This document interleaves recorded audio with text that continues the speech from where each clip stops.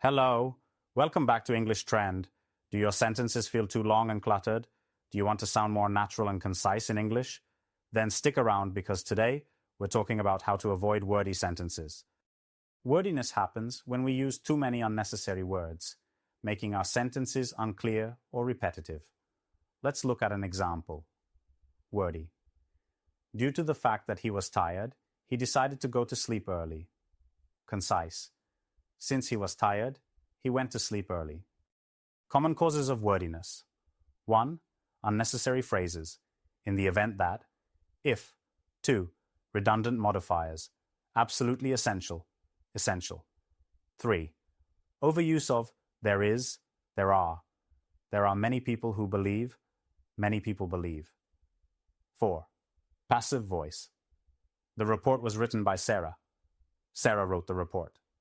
Strategies to reduce wordiness. 1. Use strong verbs. Wordy. She is in the process of making a decision. Concise. She is deciding. 2. Avoid repetitions. Wordy. Each and every one of you is invited. Concise.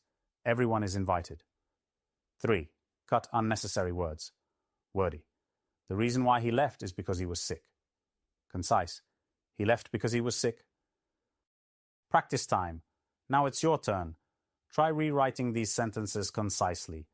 Wordy. At this point in time, we are currently in need of more volunteers for the project. Concise. We need more volunteers for the project. Wordy. The fact of the matter is that he did not complete the assignment on time. Concise. He did not complete the assignment on time. Wordy.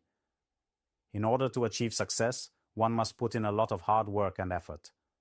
Concise. To succeed, one must work hard. To sound natural and fluent in English, keep your sentences simple and to the point. The fewer unnecessary words, the clearer your message.